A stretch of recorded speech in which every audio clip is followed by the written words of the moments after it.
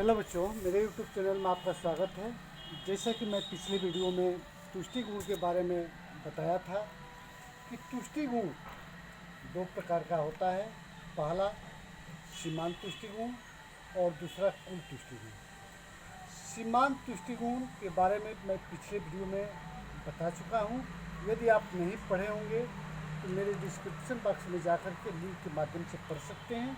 इसके पहले जितने चैप्टर हैं, जितने आपको लेक्चर बताया गया है, सारा डिस्क्रिप्शन बॉक्स में मिलेगा, पढ़ सकते हैं। तो अब शुरू करते हैं कि कुल तुष्टि गुण।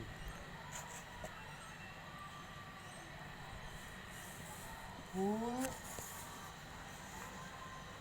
तुष्टि गुण। कुल तुष्टि गुण क्या है? हाँ बच्चों, यदि आपने मेरे चैनल को सब्सक्राइब किया है तो बहुत बहुत धन्यवाद। नहीं किए होंगे जल्दी से कर लीजिए, बेल आइकन को दबा लीजिए ताकि हर वीडियो को सूचना आपको सबसे पहले मिलता रहे और उसका लाभ लेते रहें। कुल तुष्टि गुण। कुल तुष्टि गुण क्या है? किसी समय अवधि में किसी वस्तु की उपभोग की गई सभी इकाइयों के उपभोग से प्राप्त सीमांत तुष्टि गुण का योग कुल तुष्टि गुण कहलाता है।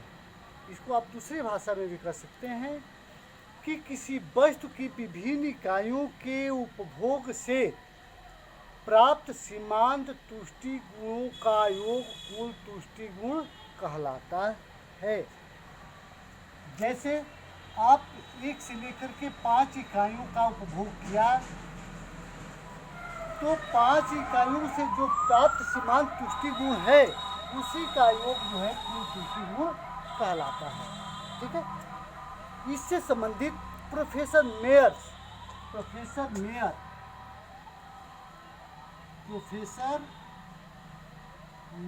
ने कुल तुष्टि गुण की परिभाषा इस प्रकार दिया है: किसी वस्तु के उत्तरोत्तर इकाइयों के उपभोग से प्राप्त सीमांत तुष्टि गुणों का योग कुल तुष्टि गुण कहलाता है। ठीक है। इसी प्रकार लेफ्टविच दूसरे अर्थशास्त्री हैं, लेफ्टविच ने कहा है कि कुल तुष्टि गुण क्या है, तो उनके शब्दों में किसी वस्तु की विभिन्न इकाइयों का उपभोग करने से जो कुल तुष्टि गुण प्राप्त होती है, कुल संतुष्टि प्राप्त होती है, उसी को कुल तुष्टि गुण कहते हैं। ठीक है। आप तुष्टि गुण की परिभाषा को समझें। अब इसको एक सूत्र के माध्यम से लिख सकते हैं।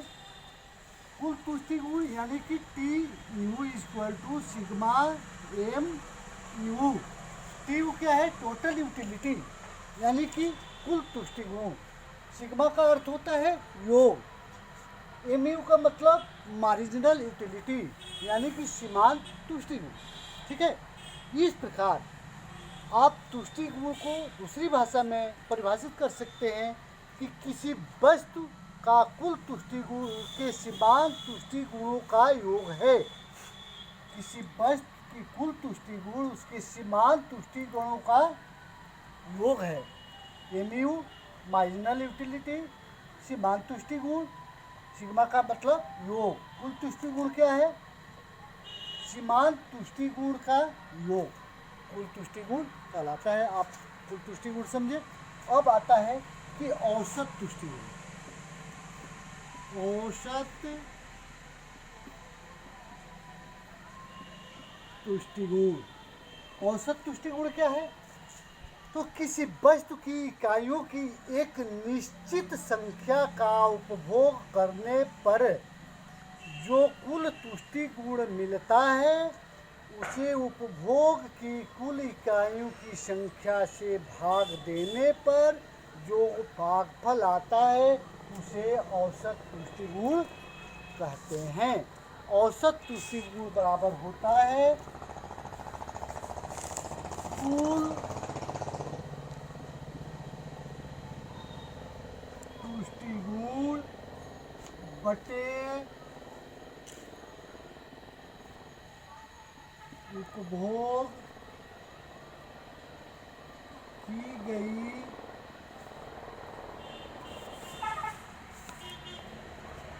इकाइयों की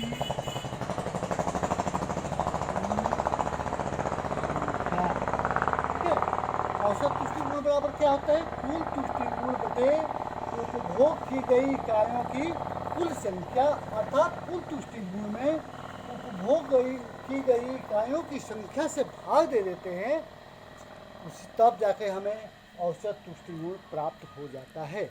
अब औसत तुष्टि गुण और कुल तुष्टि गुण को एक उदाहरण के माध्यम से आपको दिखाया जाएगा और आप समझने की प्रयास करते रहेंगे। यहाँ हो गया सेव की इकाई। आप जो भी इच्छा है उसकी इकाई को उदाहरण के रूप में ले सकते हैं। दूसरा है प्राप्त सीमांत तुष्टि गुण। प्राप्त सीमांत तुष्टि गुण कुल तुष्टि गुण। अब औसत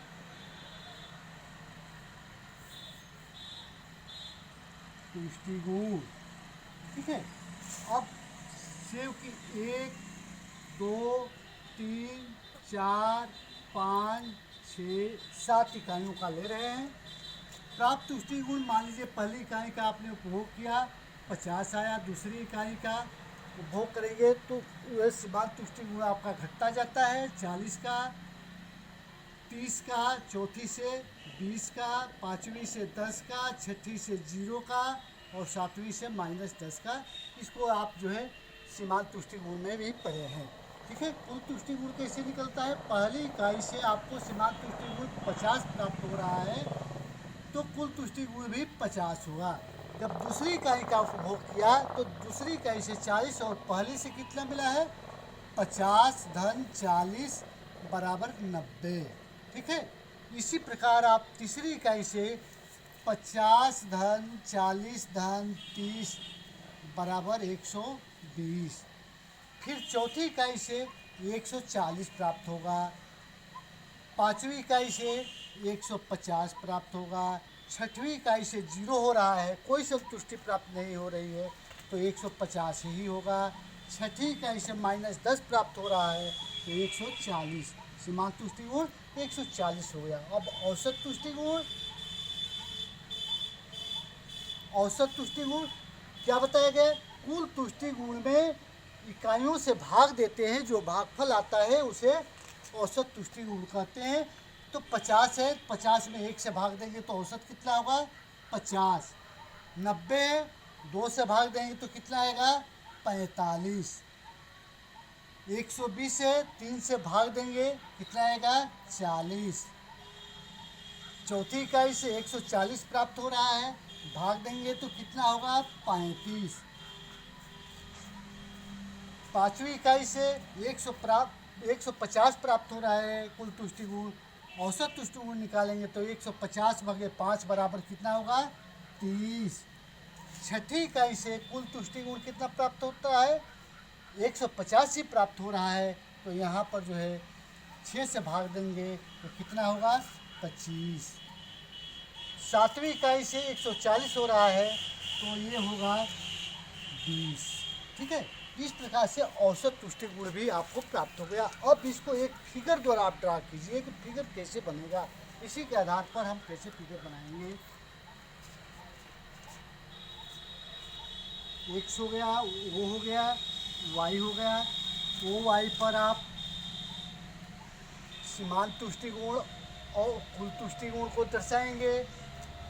यहाँ लिख दीजिए सीमांत तुष्टि गुण बटे कुल तुष्टि गुण, दोनों को दर्शाया जाएगा, ठीक है। यहाँ पर सेव की इकाइयाँ लिख दीजिए। सेव की इकाइयाँ, सेव की कितने इकाइयों का उपभोक्ता कर रहा है? 7 इकाइयों का। तो आप 7 कर दीजिए, 2 3 4 5 6 7, 1 2 3 4 5 6 7। इस पर चूंकि सीमांत तुष्टि गुण और कुल तुष्टि गुण दिखाना है तो देखेंगे कि कौन सबसे अधिक है, अर्थात 150 तक दिखाना है तो आप 150 तक ले जाएंगे। यहाँ ये इसमें ये देखा जाता है कि आप प्राप्त सीमांत तुष्टि गुण 10 के अरेंज में है आ रहा है तो 10 के अरेंज में ही उसको आप बढ़ा देंगे तो अति उत्तम होगा।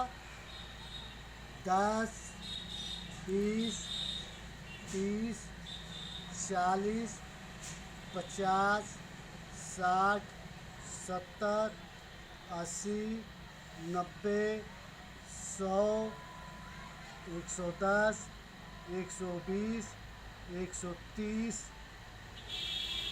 140, 150, ठीक है। अब पहले जो है आप सीमांत तुष्टि गुण को दर्शाइए। पहली इकाई से 50 हो रहा है, पहली सेव की इकाई से हमें 50 सीमांत तुष्टि गुण उपभोक्ता को मिल रहा है, दूसरी इकाई से 40 मिल रहा है। आप इसी तरह से गा करते जाएंगे। तीसरी से 30 मिल रहा है, चौथी से 20 मिल रहा है, पाँचवीं से 10 मिल रहा है, छठवीं से 0 मिल रहा है, सातवीं से -10। आप -10 कर दीजिएगा, -10 मिला। इस प्रकार से इस सारे बिंदुओं को आप मिलाइए। ये बिंदुएं आपको क्या दर्शाती हैं? सीमांत तुष्टि गुण। अब हमें कुल तुष्टि गुण दिखाना है तो पहली इकाई से कुल तुष्टि गुण कितना प्राप्त हो रहा है? 50। दूसरी इकाई से 90, दूसरी इकाई से आप चलिए 90, तीसरी इकाई से 120, तीसरी इकाई से यहाँ आ जाइए 120, चौथी इकाई से 140, चौथी इकाई से आ जाइए यहाँ 140, पाँचवीं इकाई से 150, छठवीं इकाई से भी 150, सातवीं इकाई से 140। अब यहाँ से इसको मिलाइए। इसकी रेखा कुछ इस प्रकार से बनती है। यहाँ आने के बाद से ये जो है दोनों पैरेलल हो जाती है। फिर यहाँ ये पांचवी बिंदु और छठवीं बिंदु पैरेलल होगी, समानांतर होगी और ये घटती हुई होती है। इस प्रकार ये जो है बिंदु यहाँ से और यहाँ तक जो खींच रहे हैं, ये जो है यही बिंदु जो है पूर्ण संतुष्टि या पूर्ण तृप्ति का बिंदु कहलाता है। पूर्ण तृप्ति बिंदु। और ये होगा वो कुल तुष्टि गुण की रेखा और ये होगा सीमांत तुष्टि गुण की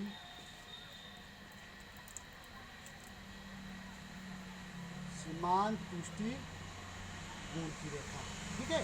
इस प्रकार बच्चों आपने समझा कि सीमांत तुष्टि गुण क्या है, कुल तुष्टि गुण क्या है, औसत तुष्टि गुण है क्या है। इसको आप फिगर द्वारा भी समझ चुके। अब आता है प्रश्न कि सीमांत तुष्टि गुण और कुल तुष्टि गुण में क्या संबंध है। ठीक है, संबंध में भी हम 2-4 पॉइंट को पढ़ ले।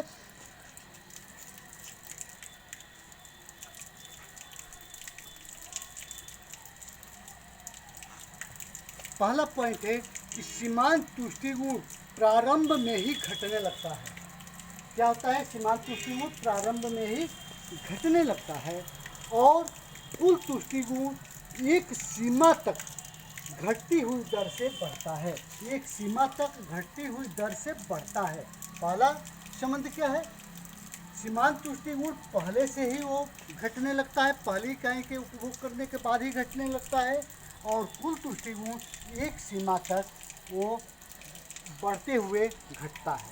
ठीक है। दूसरा है कुल सीमांत तुष्टि गुण वह होता है अर्थात धनात्मक होता है। कुल सीमांत तुष्टि गुण धनात्मक होता है, वो बढ़ता जाता है, जबकि कुल तुष्टि गुण भी उसके साथ साथ बढ़ता रहता है। कुल तुष्टि गुण भी बढ़ता है और सीमांत तुष्टि गुण भी बढ़ता है। तीसरा क्या है? जब कुल तुष्टि गुण अधिकतम होता है तो सीमांत तुष्टि गुण क्या होता है? जब कुल तुष्टि गुण अधिकतम होता है तो सीमांत तुष्टि गुण 0 हो जाता है। आप उदाहरण में देखे होंगे, जब कुल तुष्टि गुण क्या होता है? अधिकतम होता है तो सीमांत तुष्टि गुण वहाँ 0 होता है। ठीक है।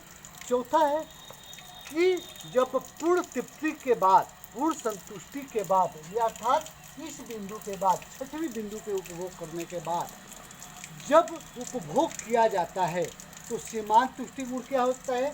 ऋणात्मक हो जाता है। ठीक है, अर्थात कुल तुष्टि गुण उसके साथ घटने लगता है। ठीक है, इस प्रकार बच्चों आप संबंध को भी जानें। उम्मीद है वीडियो पसंद आया होगा।